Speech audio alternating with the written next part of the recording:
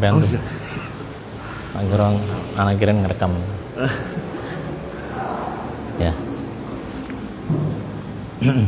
Tes. Oh, coba. Sebentar. Bismillah. Assalamualaikum warahmatullahi wabarakatuh. Alhamdulillahirabbil alamin. Wassalatu wassalamu ala khairi khalqillahi ajma'in sayyidina Muhammadin wa ala alihi wa ashabihi wa man tabi'ahum bi ihsanin ila yaumiddin, amma ba'd. Bapak-bapak dan ibu-ibu jamaah sekalian rahimani wa rahimakumullah.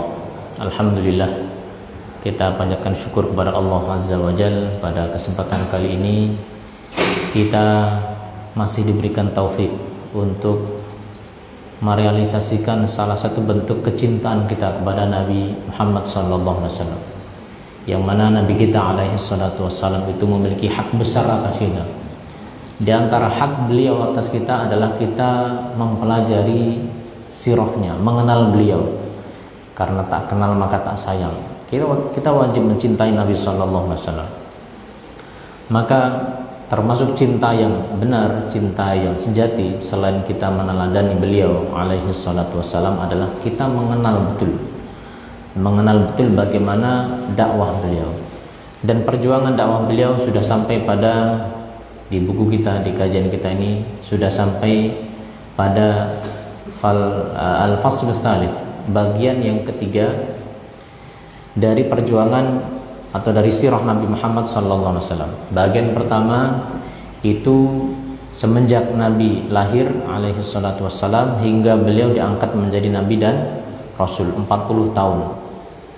Bagian yang kedua semenjak beliau diangkat menjadi Nabi dan Rasul hingga para sahabat radhiyallahu anhum ajma'in berhijrah ke negeri Habasyah, itu tahun ke-5 kenabian, ya. Jadi kita sudah melompati 45 tahun peri kehidupan Nabi Muhammad sallallahu alaihi wasallam. Kita masuk pada bagian yang ketiga yang berjudul di sini Fiqhus Sirah min Islami Hamzata wa Umar radhiyallahu anhuma ila nihayatil Isra. Fikih sirah dari semenjak Islamnya Hamzah dan Umar radhiyallahu anhuma sampai peristiwa Isra dan Mi'raj. Jadi kita akan di bab yang ketiga ini, bagian yang ketiga ini, penulis membawakan ya beberapa pelajaran dari sirah Nabi Muhammad SAW dari semenjak tahun ke-6 hingga peristiwa Isra dan Mi'raj itu tahun ke-10, tahun ke-10 kenabian, ya, atau dengan bahasa lain semenjak Nabi berumur 46 tahun atau masuk ke umur 46 tahun hingga beliau berumur 50 tahun, ya, 50 tahun. Di dalam bagian yang ketiga ini penulis membawakan ada 5 subbagian atau subbab. Kita sebutkan dulu secara globalnya. Ya, subbab yang pertama, beliau akan menyebutkan sekelumit kisah tentang Islamnya Hamzah bin Abdul Muttalib dan Islamnya Umar radhiyallahu anhuma. Ini tahun ke-6 kenabian dan pelajaran yang ada di dalamnya tentunya. Kemudian bagian yang kedua, beliau akan menyebutkan di dalam buku ini ya sekelumit kisah tentang al-muqata'atul amatu wa dukhulur Rasul sallallahu alaihi wasallam syi'ba Abi Thalib, seputar pemboikotan total yang dilakukan oleh orang-orang Quraisy, ya, dan masuknya Rasulullah sallallahu alaihi wasallam ke dalam pemboikotan bersama dengan keluarga besar Bani Hashim yang lain. Jadi bagian yang kedua ini akan dikisahkan bagaimana orang Quraisy ini nanti sudah habis akal untuk menghadang dakwah Nabi, ya. Nah, akhirnya mereka bersepakat, udah sekarang yang membela Nabi kita boikot semuanya. Tidak terkecuali pemimpin mereka, Abu Thalib, ya. Meskipun sama-sama orang musyrik. Akhirnya apa? Ya, mereka melakukan pemboikotan total selama 3 tahun. Selama 3 tahun, 7, 8, 9. Tahun ke-7, 8, 9 di mana ya, pemboikotan ini tidak memandang agama. Pokoknya siapa yang bela Nabi dia akan kena boikot. Ya, atas nama fanatisme buta. Nanti kita akan sebutkan lebih detail.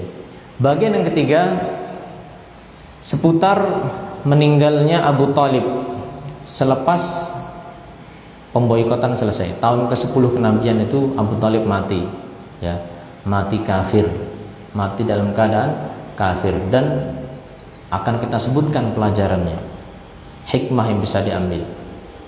Yang keempat seputar sirah Nabi sallallahu alaihi wasallam, di mana Allah memerintahkan beliau untuk berdakwah keluar dari Mekah, yaitu ke daerah Taif, ke orang-orang non Quraisy. Karena apa? Karena ya sudah cukup 10 tahun itu orang Quraisy dakwahi itu kok hasilnya minim. Akhirnya apa? Allah perintahkan Nabi untuk berdakwah ke tempat lain, ke Taif. Dan kita akan lihat bagaimana sikap orang-orang Taif yang ternyata di luar dugaan, ya, kepada Nabi Muhammad SAW.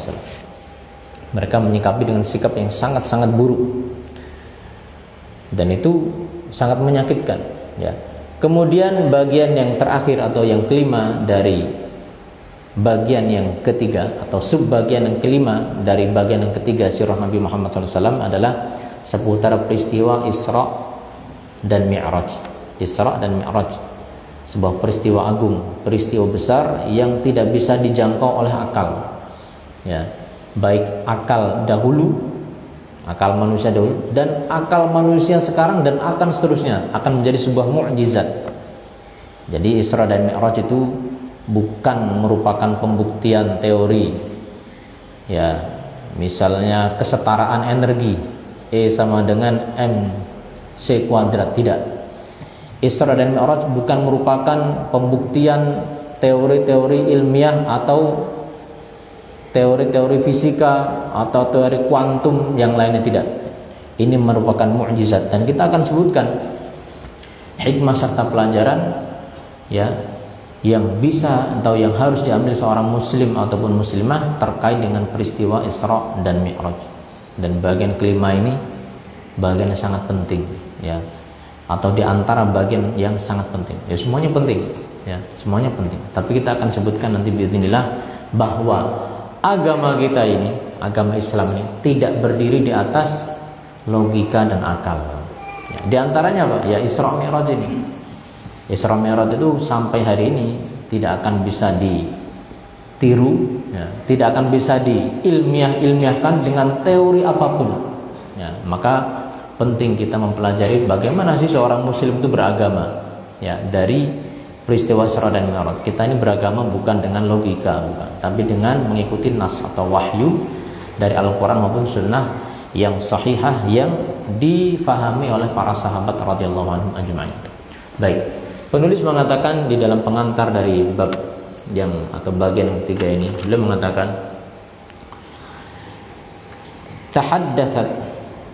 Tahaddathtu fil faslaini as-sabiqaini min as-sirati an-nabawiyyatil 'atirah min bidayatiha ila al-hijrati ila al-Habasyah.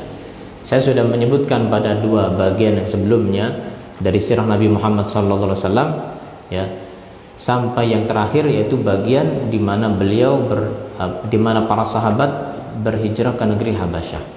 Wa fi hadzal fasli naqifu ma halaqatin mutakamilatin min halaqatis sirah. Bagian yang ini kita akan sebutkan, ya, beberapa atau yang berkaitan dengan hal-hal yang masih berupa sirah Nabi Muhammad SAW yang sempurna mutakammilah. Tabda'u hadhil halaqatu wal muslimuna la yazaluna fi dha'fin lakinnaha tatawwaja binasri minallahi subhanahu wa ta'ala mubin. Pada bagian yang ketiga ini, kaum muslimin masih dalam kelemahan yang ada pada mereka. Mereka masih lemah, ya, masih minoritas, yang masih ditindas. Akan tetapi mereka mengenakan mahkota yang Allah Subhanahu wa taala berikan kepada mereka berupa kemenangan dari Allah Azza wa Jalla. Faqad dayaqat Quraisyun 'ala Rasul sallallahu alaihi wasallam wa lam taktafi bil i'radi 'anid da'wah. Orang Quraisy itu mereka menyempitkan gerak fiha bi syatta anwa'il idza. Bahkan mereka menghalang-halangi dakwah tersebut dan mereka menyakiti dan mengganggu siapapun yang ikut ke dalam dakwah Nabi Muhammad sallallahu alaihi wasallam dengan aneka gangguan. Wa kanat kulla yaumin tazdadu syarasatan wa inadan, dan orang Quraisy semakin hari semakin menjadi pembangkangan dan juga permusuhan mereka. Walam tahsur adaha fid dakhilina fil Islam bal syamila usarahum wa nisaahum wa atfalahum. Mereka tidak membatasi gangguan itu pada orang-orang yang masuk Islam, tidak. Bahkan mereka melancarkan gangguan tersebut pada keluarga besar orang yang masuk Islam, termasuk wanita-wanitanya dan anak-anaknya, bahkan kerabat-kerabat mereka. Ya. Faqad alja'atir rasula sallallahu alaihi wasallam ila dukhuli fi syi'bi Abi Thalib huwa wa man nasarahu wa azarahu minal mu'minin wa min aqaribihim. Mereka memaksa Rasul sallallahu alaihi wasallam untuk, atau Rasul SAW terpaksa untuk kemudian apa? Untuk kemudian ikut bersama kelompoknya atau keluarga besarnya Abu Thalib. Abu Thalib itu pemimpin Quraisy dari kalangan Bani Hashim. Bani Hashim itu salah satu bani atau keluarga terpandang di Mekah ketika itu. Jadi karena Abu Thalib ini enggan juga menyerahkan Nabi SAW, akhirnya Abu Thalib diboikot keluarga besarnya. Nabi SAW pun ya ikut dalam apa? Ikut dalam boikot tersebut. Maksudnya beliau ya ikut untuk diboikot, termasuk orang-orang musyrik yang semarga. Ya, pokoknya Bani Hashim mau musyrik mau muslim semuanya kena boikot total. Ya. Wa mana'at anhumul mu'nah au ma'unah. Mereka menghalangi bantuan yang akan diberikan kepada orang-orang Bani Hashim atau keluarga Bani Hashim. Walamman taha al-hisaru tataba'ati syada'idu ala Rasul sallallahu alaihi wasallam biwafati ammihi Abi Thalib thumma wafati Khadijah ummil mu'minin.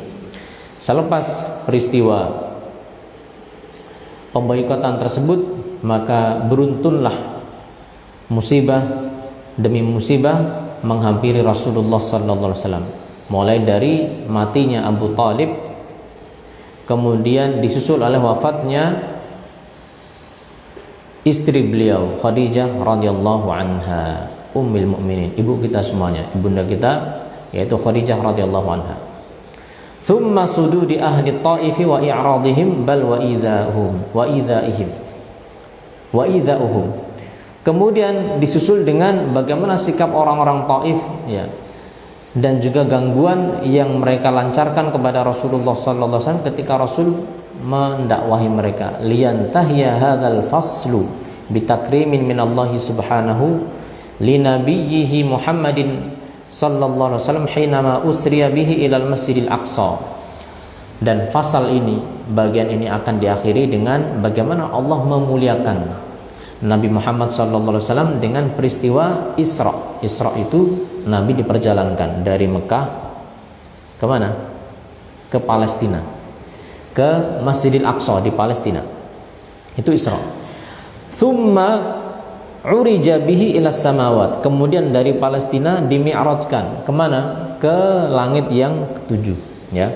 Liyablugha manzilatan lam yablugha ahadun min qablihi. Agar beliau sampai kepada kedudukan yang tidak pernah dicapai siapapun orang sebelum dan juga setelahnya. Fahadzal faslu wa in ibtada'a bil muqata'ati wal hisari min Quraisyin lakinnahu intaha bil mi'rajil 'azim alladhi balagha fihi sallallahu alaihi wasallam manzilatan sami'a fiha sariful aqlam. Bagian ini meskipun awalnya itu pahit, yaitu Nabi sallallahu alaihi wasallam itu ya terkena boikot dari orang-orang Quraisy, akan tetapi diakhiri dengan peristiwa agung di mana Nabi diangkat oleh Allah Azza wa Jalla di kedudukan tinggi yang beliau bahkan bisa mendengarkan bagaimana pena takdir itu tertulis atau ditulis. Wa hadhil halaqatu minas sirati, bi fiqhiha ad-da'wi hiya mawdi'ud dirasati huna wabillahi taufik.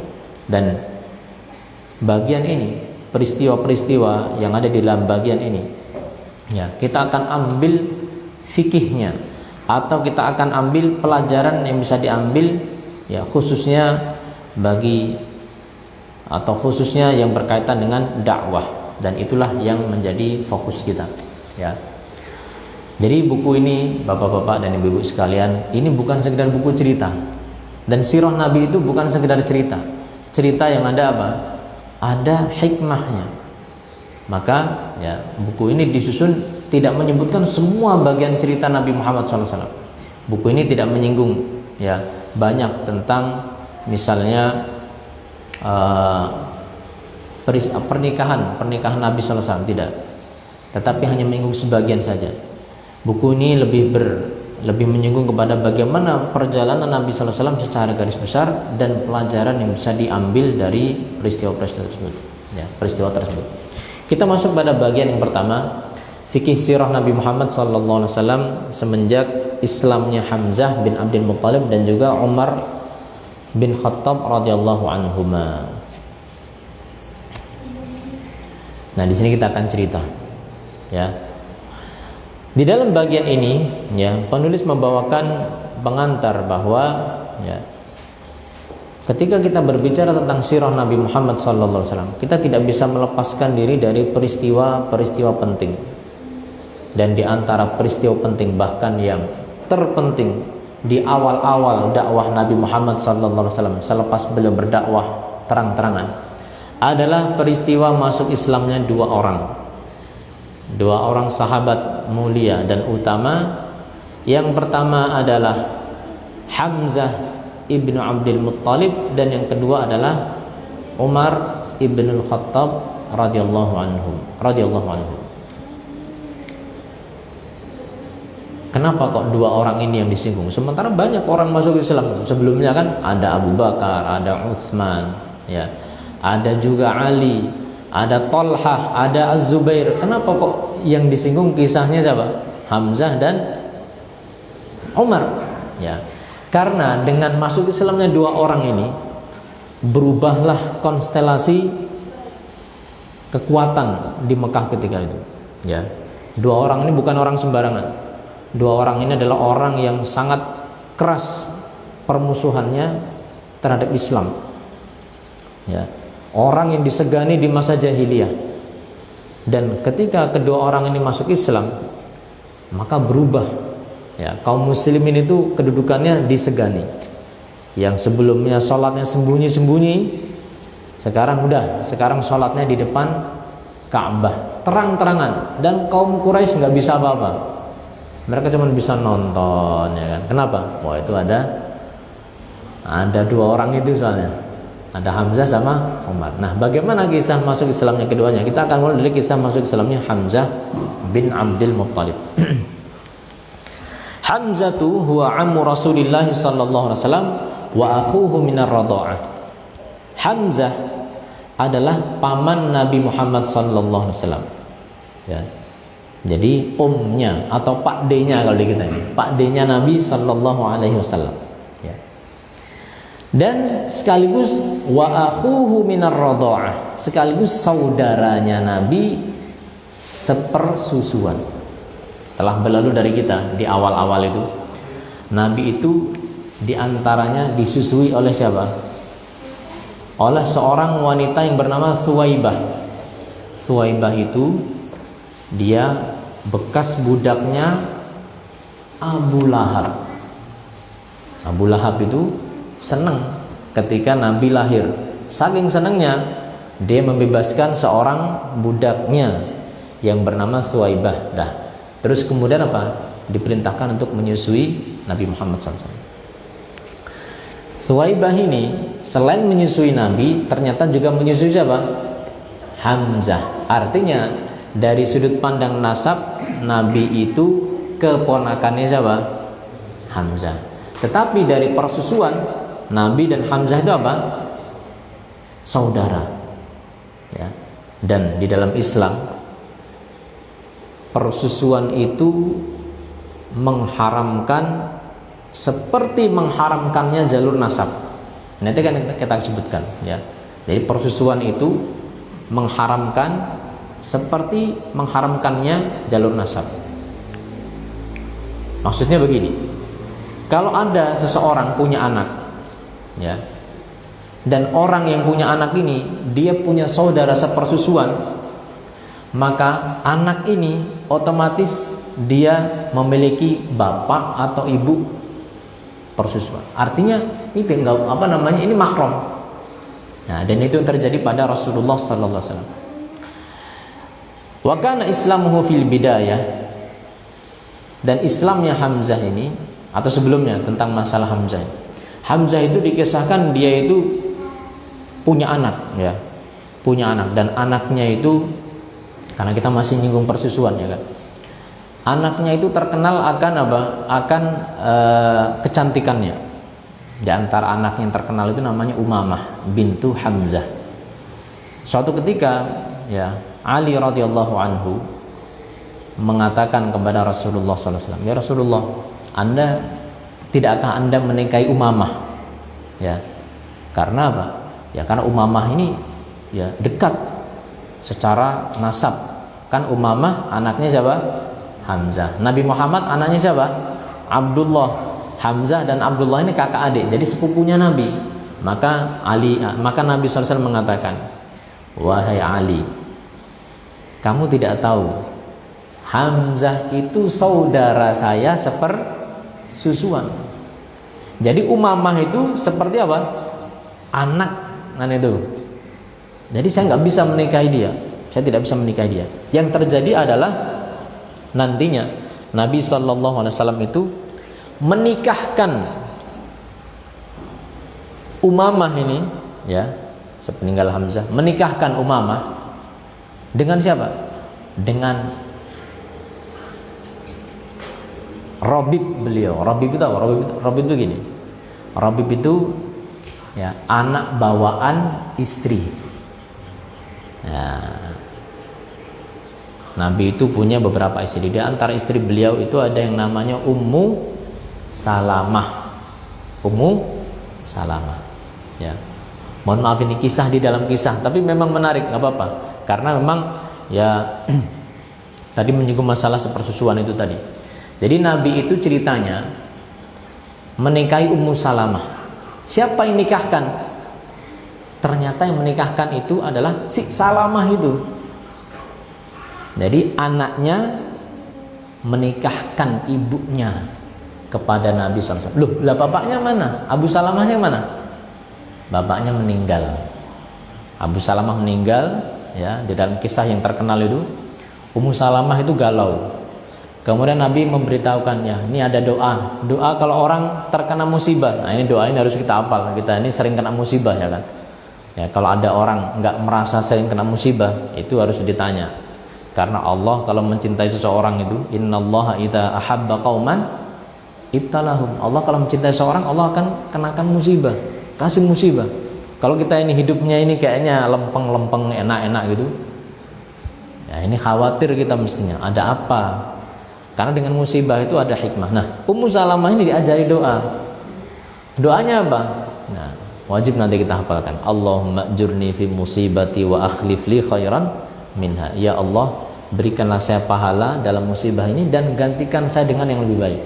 Ummu Salamah itu baca doa ini tuh berat. Kenapa? Dia sangat mencintai suaminya yang lalu, Abu Salamah.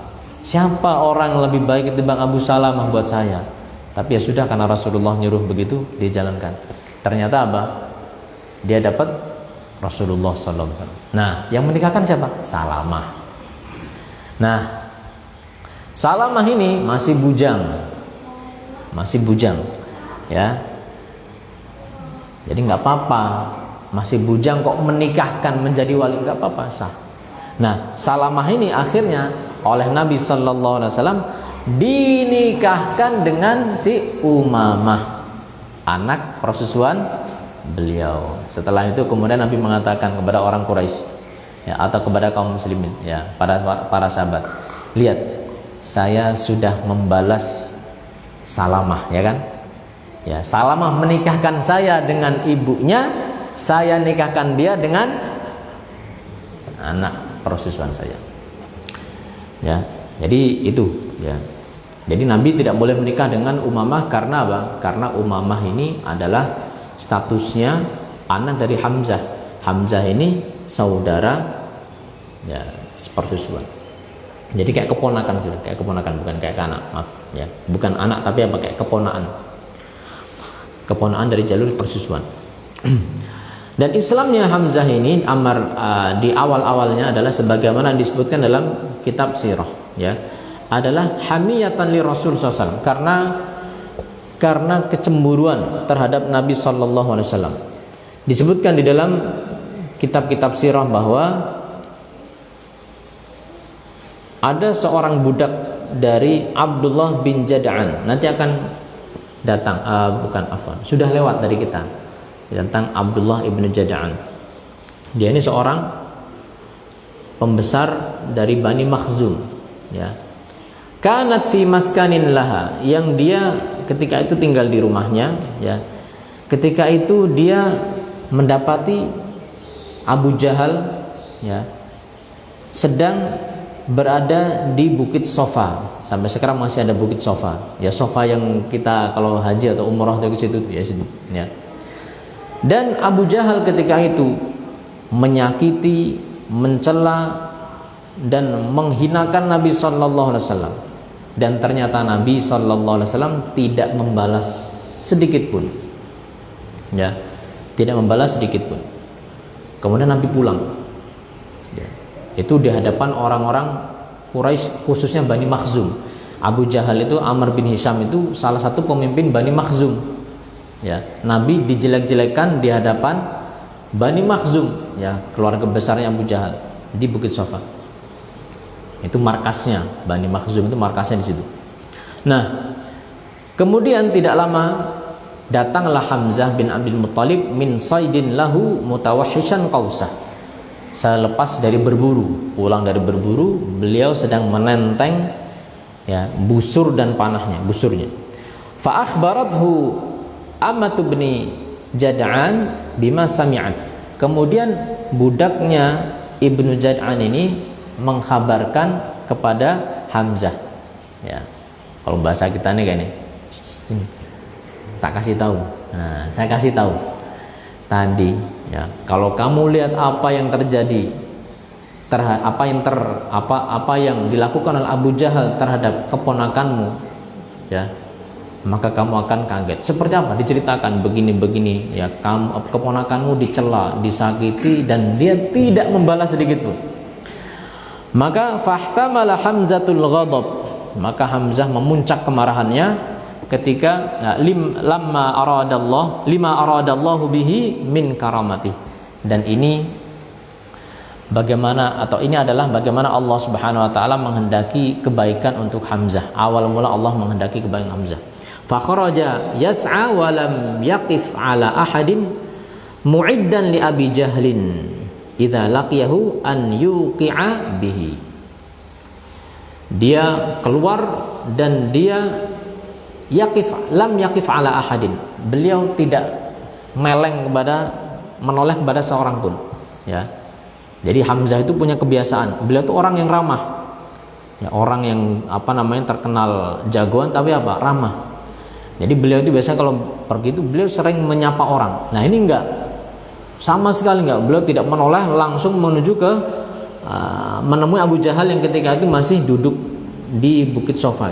Falamma dakhalal masjida, ketika Hamzah masuk masjid, maksudnya Masjidil Haram ya, atau Ka'bah, nadhara ilaihi jalisan fil qaum ya, maka dia mendapati Abu Jahal duduk di tengah-tengah kaumnya Bani Makhzum. Fa aqbala nahwahu hatta idza qama ala ra'sihi rafa'al qausa fa darabahu biha fashajjahu shajjatan munkaratan au munakkaratan.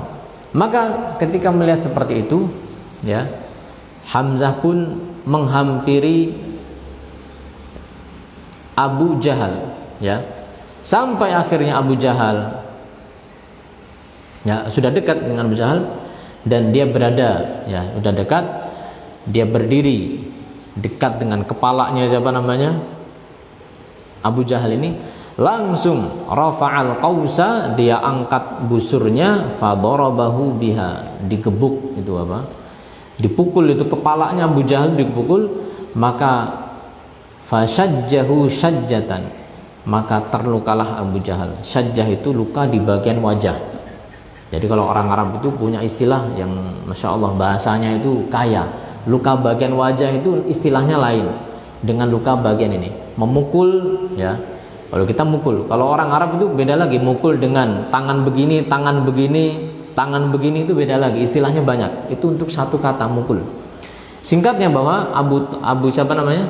Abu Jahal ini dipukul dengan busur dan dia menderita luka yang parah, munakkaratan, yang parah, ngangak lukanya, ya, dan berdarah-darah. Tsumma qala atashtamuhu, apakah engkau telah mencela dia?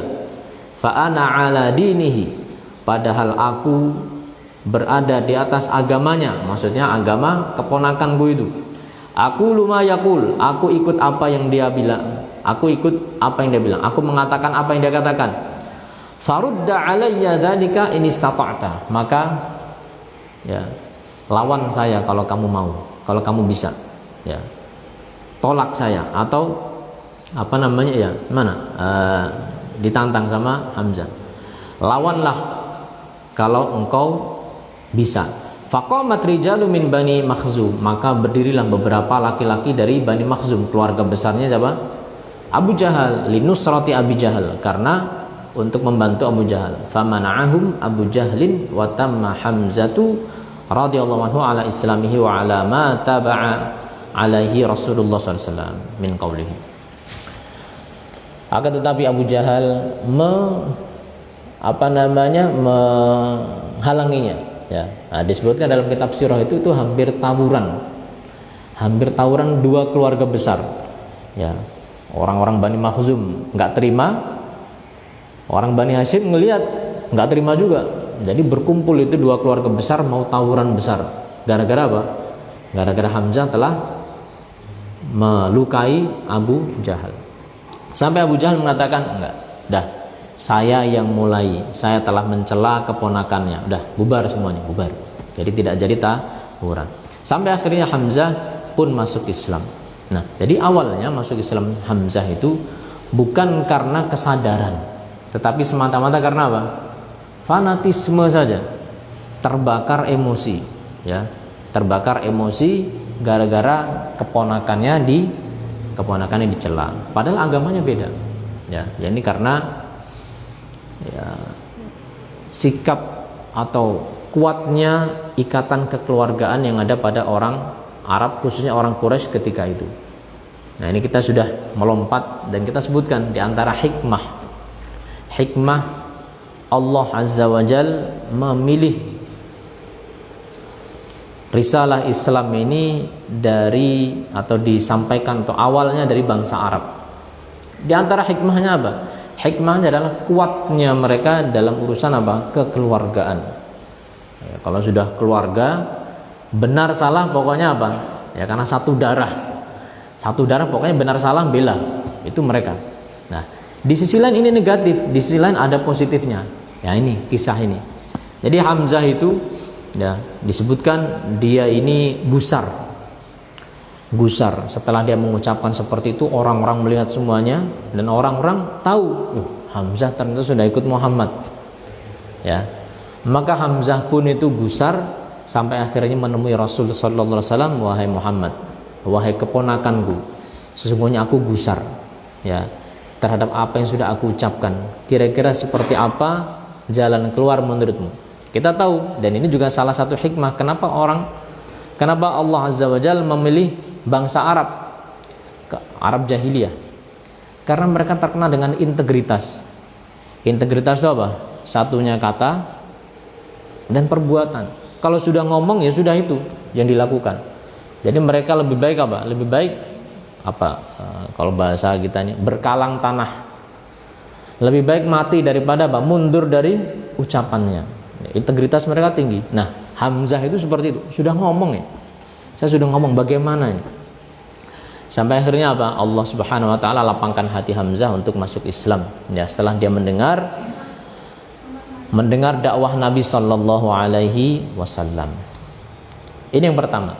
Yang kedua seputar kisah Umar ibn Khattab radhiyallahu anhu masuk Islam. Ini juga sama. Ya, ini juga fenomenal. Adalah Umar radhiyallahu anhu orang yang dikenal dengan syadidal adawati 'alal muslimin, sangat keras permusuhannya kepada kaum muslimin. Dia terkenal dengan mengganggu kaum muslimin. Ya. Berkata Laila bintu Hasmah, istri dari Amir ibnu Rabi'ah. Ya, ini kisahnya juga sudah lewat dari kita kalau ingat ya. Ketika apa? Ketika Amir ibnu Rabi'ah dan istrinya Laila itu ingin hijrah ke negeri Habasyah, maka ketika sedang berkemas-kemas, tiba-tiba di situ ada Umar. Kaget bukan kepala, ya. Kaget. Siapa yang kaget? Laila. Ditanya oleh Umar, kamu mau kemana? Kamu mau kemana? Maka Laila radhiyallahu anha dengan ketegaran yang dia mengatakan innahu ya, sesungguhnya kami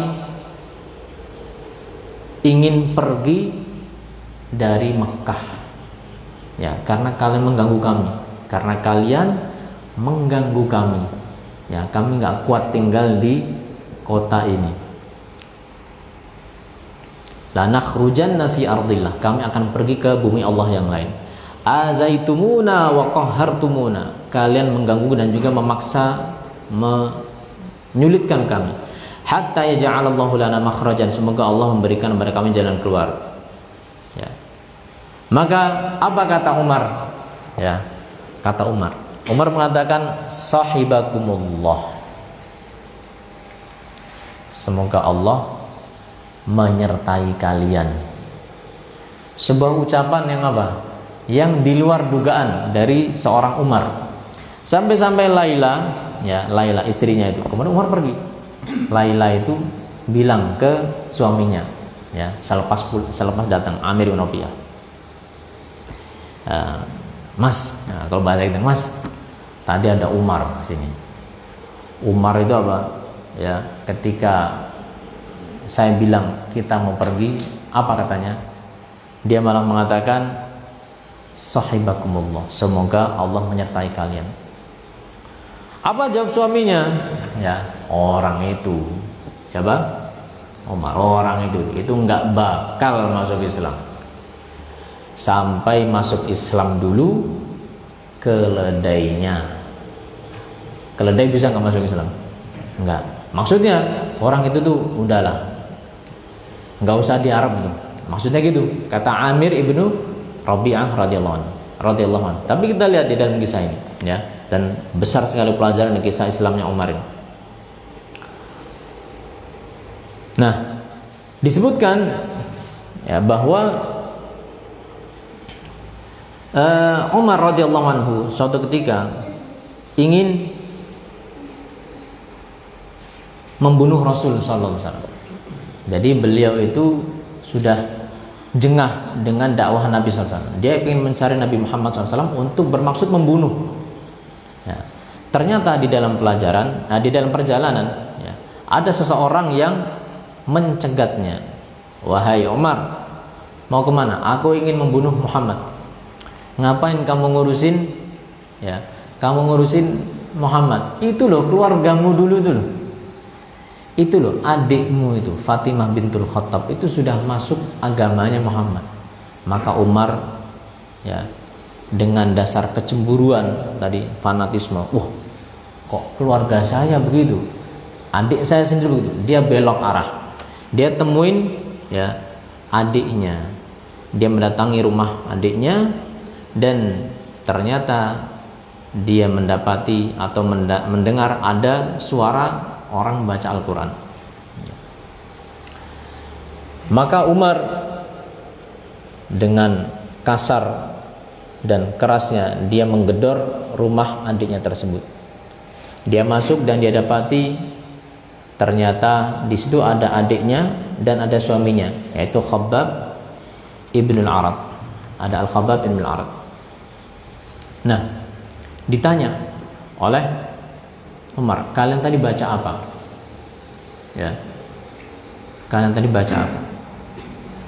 Maka dikatakan oleh adiknya bahwa sesungguhnya kami sudah ikut agama Muhammad. Kami sudah mengikut agama Nabi Muhammad SAW. Ya. Jadi mengetahui begitu, Umar marah dan akhirnya dia pukul itu adiknya. Ya. Atau sebelumnya dia pukul itu apa? Suaminya. Dia pukul suaminya dan adiknya sendiri itu berusaha menghalangi sampai akhirnya adiknya ikut kena pukul dan bercucuran darah. Nah, ketika melihat seperti itu, maka menjadi ibalah Umar, wah ini adik saya, perempuan lagi, wanita lagi, kok saya sampai seperti ini. Nah, dan ini saya ringkaskan. Fatimah bintul Khattab radhiyallahu anha itu menantang, dah Umar, ya kami sudah ikut agama Islam, silakan kamu lakukan apa yang mau kamu lakukan terhadap kami, mau bunuh silakan. Ditantang begitu Umar pun luluh. Umar pun yang luluh. Maka Umar bertanya, kalian tadi baca apa? Ya, sini. Oh, nggak boleh. Kamu najis. Ya. Bagaimana saya supaya bisa baca apa yang kalian baca itu? Kamu mandi dulu. Disuruh mandi. Kemudian Umar pun membaca. Karena Umar bisa baca dan tidak banyak orang Arab itu bisa baca. Orang Arab itu mereka bangsa ummi, tidak kenal baca tulis. Umar bin Khattab termasuk yang terpelajarnya. Jadi dia baca. Dia baca surat Thaha. Thaha ma anzalna 'alaikal qur'ana litashqa illa tadhkiratan liman yakhsha. Thaha ma anzalna 'alaikal qur'ana litashqa. Sesungguhnya kami tidak menurunkan Al-Qur'an ini untuk bikin kamu susah. Jadi Al-Quran itu Allah turunkan bukan untuk bikin hidup kita ini makin susah. Bukan. Itu persangkaan orang kafir. Wah, Al-Quran ini apa-apa nggak boleh. Riba nggak boleh. Zina nggak boleh. Khamr nggak boleh. Semuanya nggak boleh. Nah, itu orang kafir itu begitu. Tapi kalau orang mukmin, mukminah, pegangannya itu Al-Quran ini Allah turunkan bukan untuk bikin hidup kita ini susah. Ma anzalna 'alaikal qur'ana litashqa illa tadhkiratan liman yakhsha, melainkan ini adalah peringatan bagi orang-orang yang takut. Umar membaca seperti itu, ya. Dia langsung tersentuh. Ini bagus sekali ucapan. Ya, ucapan bagus sekali. Mana? Muhammad mana? Saya pengen ketemu. Maka berkatalah iparnya itu Al-Khabbab, ya, Khabbab bin Al-Arat, berbahagialah wahai Umar, sesungguhnya aku telah mengetahui, mendengar bahwasanya Rasulullah SAW telah mendoakan, ya, mendoakan salah seorang di antara kalian berdua, yaitu antara kamu sama Abu Jahal. Apa doanya? Allahumma a'izzal islama bi ahabbi hadaini rajulaini ilaik bi Abi Jahlin au bi Umar ibn al-Khattab. Ya Allah, kuatkanlah Islam dengan salah satu dari dua orang yang lebih engkau cintai dari dua orang ini. Yang kedua-duanya itu keras terhadap Islam. Pertama Abu Jahal, yang kedua Umar bin Khattab. Dan ternyata pilihan Allah itu siapa? Umar bin Khattab radhiyallahu anhu, ya. Nah, akhirnya Umar pun menemui Nabi Muhammad SAW. Dan orang-orang belum tahu karena belum ada WA. Ya, belum ada WA. Kalau ada WA mungkin udah ceritanya lain. Nah, mana Muhammad? Oh, Muhammad di sana, rumahnya Darul Arqam. Umar tok, ya, mengetok, pengen ketemu Muhammad. Orang di dalam itu ketakutan. Wah, Umar datang ke sini juga. Ya, Hamzah yang buka pintu. Baik, kita buka. Kalau dia mau ribut, kita ajak ribut sekalian. Tapi kalau dia mau baik, kita layani. Ketika dibuka pintu oleh Hamzah, ada apa? Sesungguhnya aku ingin bertemu Muhammad. Aku ingin masuk Islam. Maka bertakbirlah kaum muslimin ketika itu dengan Islamnya Umar bin Khattab radhiyallahu anhu. Dan semenjak saat itu, ya, sebagaimana disebutkan oleh Ibnu Mas'ud radhiyallahu anhu, "Ma zilna a'izzatan mundu aslama Umar." Kami senantiasa kuat dan dimuliakan semenjak Islamnya Umar ibnu Khattab radhiyallahu anhu. Jadi dikisahkan, dan ini akhir kisah kita, bagaimana semenjak itu mereka terang-terangan untuk sholat di Masjid Al-Haram, di depan Ka'bah. Ya, Umar jaga di depan, Hamzah di belakang, atau sebaliknya. Yang jelas dua orang itu yang menjadi penjaga atau penguat Islam di awal-awal Islam di kota Mekah, ya, sebelum berhijrah Nabi Muhammad SAW ke kota Madinah. Insyaallah taala pada pertemuan selanjutnya kita akan ambil hikmah dan pelajaran seputar Islamnya Umar dan juga Hamzah radhiyallahu anhuma. Sudah adzan ya? Ya. Naktafi bihadza wa sallallahu ala nabiyina Muhammadin wa ala alihi wa sahbihi wasallam wa akhiru da'wana alhamdulillahi rabbil alamin. Wassalamualaikum warahmatullahi wabarakatuh.